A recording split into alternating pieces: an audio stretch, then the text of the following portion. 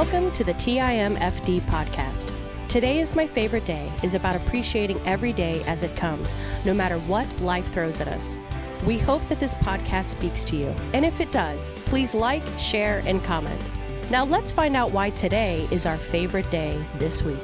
Well, Dave, welcome back. Hey. Today is my favorite day, right? Yes, We are in the Christmas season. Yoo-hoo. You may be able to see some of our decorations in the background, but we will say Christmas season. Yep. This is what we Christmas. believe. Yes. You know, I've been reflecting here, Jeremiah 29:11. Okay, did you come across that or something? What happened? Yeah, and it's come up several times Okay. in the last week or so. Okay. Part of my study, I did a prayer meeting the other night, and it came up. I felt led to talk about it. Uh-huh. But he talks about the plans Okay. that we have. All Now, right. I know you have that memorized, and Jeremiah so 29:11. There you go. Yeah. It's funny because I have it in my book. Right. It's actually Right.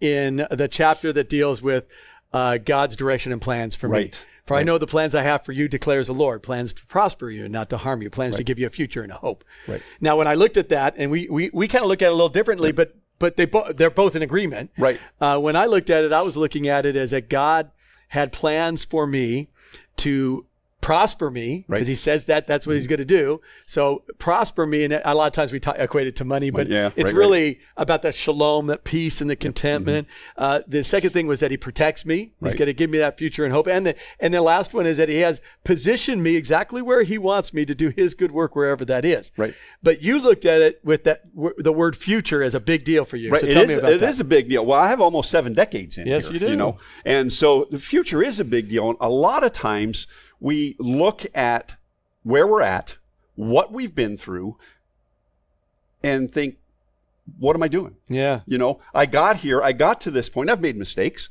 you know, but what is ahead for me? Well, and the future that I talk about that in the sixth of those truths, which is that we have a future, and the future I focused on was heaven, of course. Yes, absolutely. And you know that he prepared it and he produced it and he promised it to us.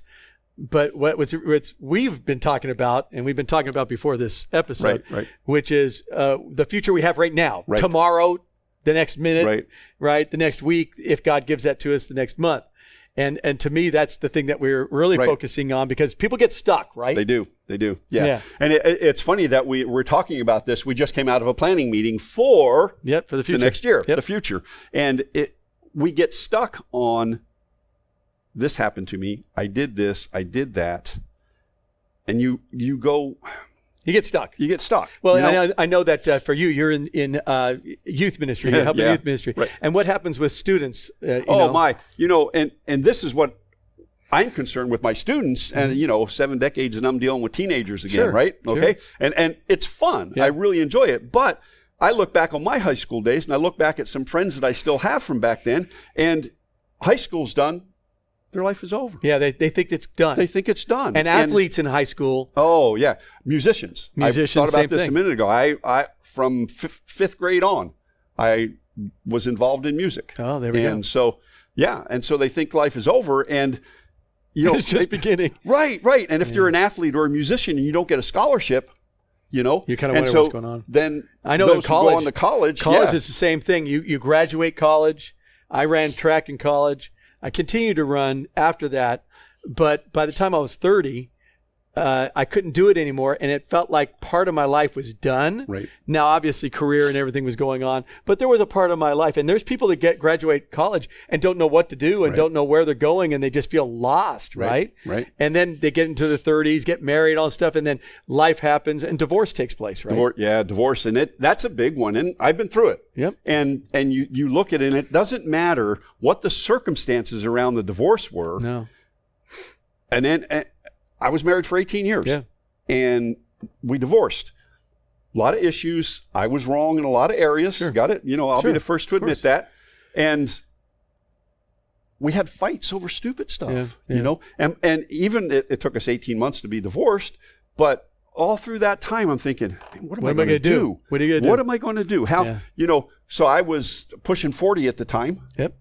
And you're wondering what's going to happen with your life. what's going to happen with my life now? And that happens with a lot of people when they hit that.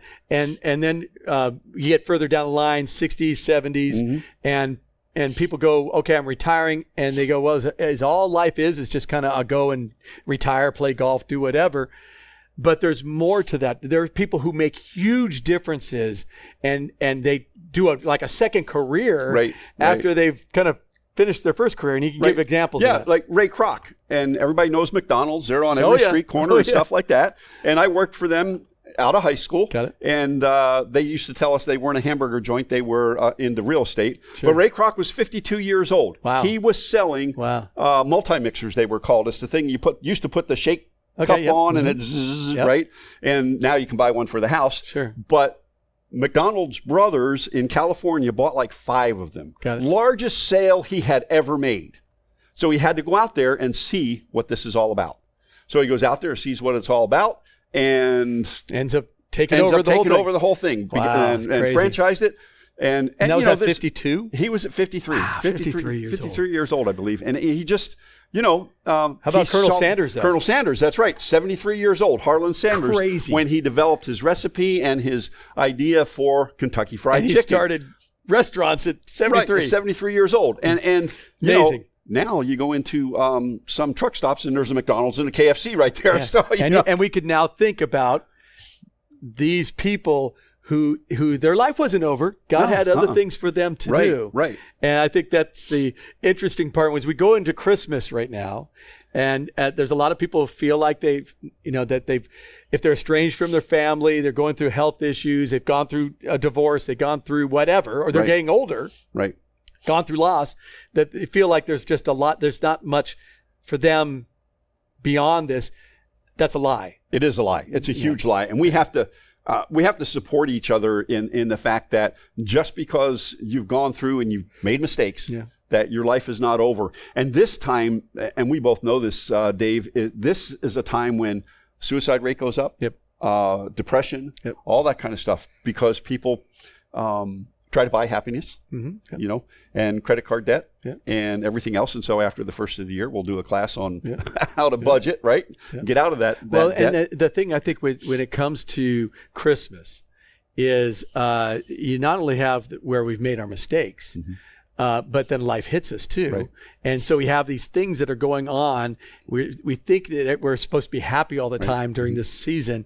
And really it's a season of reflection. It's a season to remind ourselves who is in charge of this whole thing. And the part that you were talking about in Jeremiah 29:11, we went through that. But then 12, 13, and 14 talks about the things that God asks us to do. Yeah. We have some opportunities. Which one is prayer. Right? And to seek him. Right? And when we do those things, we're found by him. You and I were talking about that. Right. The seek, and I think a lot of people misconstrue what the word seek is, because we can pray, but are we necessarily seeking God when we pray? Sure. Well, a lot of folks pray to get an answer. Sure. But he would rather we prayed to get closer to him. Yeah. And so, but if we seek him in everything we do, we get into the word, we get into the scriptures, he will be found. He says that over and over again in the scriptures, and well, that Second Chronicles. Yeah, we were just talking about that 7:14. If my people who are called by my name will humble themselves and pray and seek my face and turn from the wicked ways, then I'll hear from heaven, forgive their sin, heal their land. So there's that. If we do these things. Now, again, some people equate this that this is just like God's waiting to beat me up because I don't do this perfectly. That's not what we're talking about. No, not at all. We're talking about feeble, messed up, sinful, all of us people, normal people. Right.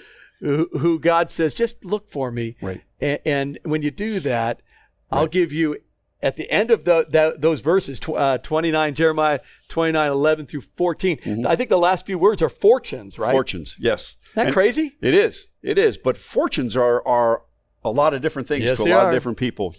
Fortunes can be financial.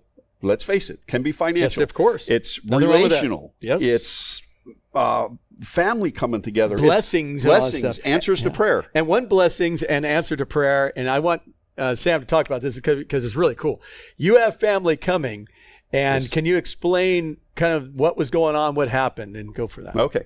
So my sister-in-law, Rita's sister, and 2 nieces will be arriving here on December 9th from the Ukraine. Now that sounds really simple, they just, right? It doesn't sound simple to me.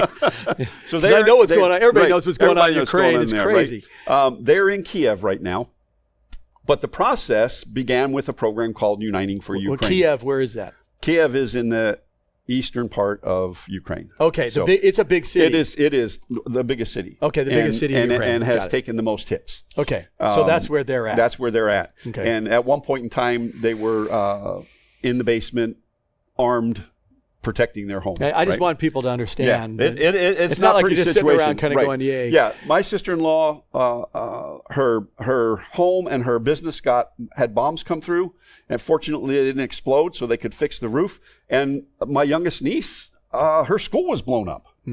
And so in that environment, you got that environment going on. That's where they're at. They're sleeping on the floor. Yeah. Most times they don't have water.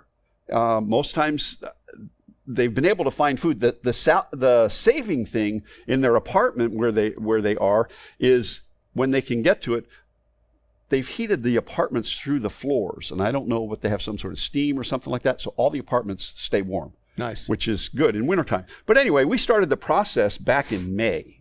Yeah, I remember that. Yeah. And I made a little bit of mistake because sometimes I get a little dyslexic. Okay. And and so we went through the whole process of applying. You have to guarantee that they have a place to live, financial responsibility. You have to submit all sorts of documents. All that stuff that they ask for. The government asks for. And we did all that. And we're into August and we're not getting any answers. And now bear in mind, the prayer for this to happen goes back to about 2008. Yeah, I was going to say, I remember you telling me that you guys prayed for that for a long time. And then we started praying for this thing too. Right, so. Yeah, the church started praying for it. And in 2014, when Russia first invaded, that's where my wife is from, Donetsk, and Eva and Leanna, my sister-in-law, were living there at the time, and so was Masha. And Masha got out and went to Kiev. Masha? Masha is the oldest niece. Okay. So, and it was so bad, her dental school got blown up. Wow. So in order to get her license as a dentist, she had to go to Moscow. This is your wife, correct? This is Masha. Masha, wow. Masha's a dentist. Okay. Yeah. So I didn't know that. in order to get her credentials as a dentist, she had to go to Moscow and take the test. Wow. Yeah, I was equating your wife because I know she's in that world too. She's in that world too. Yeah. And so this has come together through a lot of prayer. Huge, it brings us so much joy to see what God has done. Mm-hmm. We were all set to bring the girls, mm-hmm. and we got Masha approved, and then Eva's approval came through. Right. And so Leanna, mom, she says, okay, go. Well, there's a little clause in there that says minors must travel with a parent mm-hmm. or a legal guardian. Sure. The courts are not open. The post office is not open. There's nothing operating in Ukraine. Yeah, and hard. So took a little while. It took a little while, and Leanna finally said, "You know what? I need to come." Yep. And so they can be here for 2 years without doing a whole lot of things, but we can apply for citizenship and all that. So the kind goal of stuff. is to try to aim for that, because to go back there right now would be it would be dangerous, insane. Yeah. Yeah. And there's a lot of people that are getting some asylum from that country. And there's some help. I actually talked to the Hillsborough County School District, had a pleasant conversation with them. That's good. And it looks like Eva will be able to go to school. Awesome. And so, but this has been so exciting for us, and trust me, this is just not happenstance. This is an answer to prayer. Mm-hmm. I mean, this is an answer to a lot of prayer. Mm-hmm. So it's that whole idea of that heal and heal that land, heal that family. Land. That's right. Bring you guys together. Yeah. And we'll pray for Eva, because the transition as a child coming here and having to go into now an American school and kind of get the feel of all that. That's going to be a transition itself. Yeah, middle school, no less. Oh man, that's tough. So that's tough. I know. I have middle schoolers. So and so the cool thing is how this ties together. You were going through these verses, Jeremiah 29:11 through 14. It's a verse that I used in my book. In the book, yeah. And now you're seeing it come to fruition. Absolutely. In your guys' own life. Right. with a family that happens to be in Ukraine. Right. And to me, that's a Christmas. It's going to sound funny. I want to look in the camera. Yeah. It's a Christmas story. miracle. Yes, it is. So the cool thing about this is that we're getting to see something. We were at one of our prayer meetings, and they said, "Man, we don't get to hear enough praise reports." Right. Here's a praise report. Yep. So what a cool thing to be able to see is, and we'll hopefully be able to do a big praise report next week. Yes. Because that's when they're supposed to be coming in. On the 9th. On the 9th. Yep. And then we have some church events, Christmas events. So hopefully they'll get to go to those. Be here. And it'll be fun. They'll get to get connected and see people. But for us, and we have other Ukrainian families. Yes, we do. In the yes, we do. we do. And so the cool thing about this, though, right now is that for us is that we see an actual family where this verse fits totally in place, and that we have a future. Yep. The future is every moment, every minute, every moment. We know our every breath is a gift. Right. It's also could be opportunities of fortune and connection that we're seeing with your family. Yep. And we also could see it with people who have gone through hard, difficult times in their life and still can move forward. Right. And even at the end of a life, like what we heard you said, McDonald's and KFC came about for people who had already kind of almost had the end of what you would say the career, and they had a second career that ended up being amazing. Absolutely. So I think that we got to keep hope alive. Well, and Ray Kroc went on and bought the San Diego Padres, which probably was not a good idea for him, but he did do that. We all make mistakes, right? Yeah. So the bottom line is that for us, we wanted to have this podcast really be focused on some verses, but also to be an encouragement. Right. And the encouragement is that God has a future for us. Right. He has a hope for us, and he wants to bring fortune to us in all parts of our lives. All parts of our lives. And to that end, we would like to hear from you. Yep. If you have if you have prayer that you want us to pray for, we will do that. Yep. Drop a comment, let us know, reach out to us at the church. We'll put on the email on there, and we'll also put it at the church email, so you guys can call if you're in different parts of the country or whatever. You can do that, and we'll put it right in our prayer teams. We have a number of prayer teams that could do this, and then secondly, if you have any praise reports, we'd love to hear. Yeah, we'd love to hear. We love to hehear praise reports. God's working; He works in so many ways, and it says God works in mysterious ways. That is absolutely the truth. Yeah, it's just it just is. Yeah. So. Dave, you have any last minute thoughts on? I'm going to enjoy this Christmas season. Obviously, you know that we went through the loss of a child, so there's going to be ups and downs. And people ask me all the time, how you doing? And I also answer it the same way every time, which is I'm doing the best I can at this moment. Right. And so right now, it's fun getting all the Christmas stuff and all that. Right. But the week before, Tanya and I were crying at our house because we put the Christmas stuff up, and it reminded us of our daughter. Right. My hope is that we can give comfort to others through this time. So if you've gone through a loss, if you've gone through a difficult time, know that you're not alone. And I want to encourage you to go to 2 Corinthians 1 and read verses, I think it's like 3-6. It comforted me. God uses our pain for his glory, and we can also be comforted by him, but comfort others, and you can do the same. What about you? I am obviously thankful what's going on. This is my first Christmas with both my parents being gone. Yep. My uncle, my mom's younger brother, passed away this last week. Oh, wow. And we had just started to reconnect. I'm very happy about that. Yeah. There was some tension there, when my grandmother died. But I feel energized for this Christmas, and just the stuff we were talking about in our planning meeting and everything that's coming together. And it's like my calendar for December is full. Yes. And so I'm really looking forward to it. Good. And I believe that God is going to move through this, and that people are going to be blessed. And we would encourage you, reach out to your local church, reach out to people in your circle, and get involved. See the richness and the fullness that God has for you at this stage in your life. Yeah. Because he does. Yeah. And at whatever stage and whatever place we happen to be in, it could be a down place, and God could still use it for his glory. Absolutely. And you will see it. You'll see it. So this is Today is My Favorite Day podcast. Yes. And we're at the end of it. And we are. And so we just want to encourage you guys, check out the next ones we have. We have some cool things coming up that are going to be about about future and about what we want to do, and what we'd like to see you guys do for next year to make 2023 awesome. Awesome year. Right? Absolutely. All Merry right. Christmas. Merry Christmas. We'll be saying that again. We'll say too. that again a couple more times. Bye. Goodbye. Thank you for listening to TIMFD, Today is My Favorite Day. Views, comments, and opinions are those of the host and guest alone, and Dave and Sam are solely responsible for the content of this podcast. TIMFD is produced and directed by Alex Korn. Music is composed and performed by Chuck Fott. Thank you for listening. Have a great day, live intentionally, and be very blessed.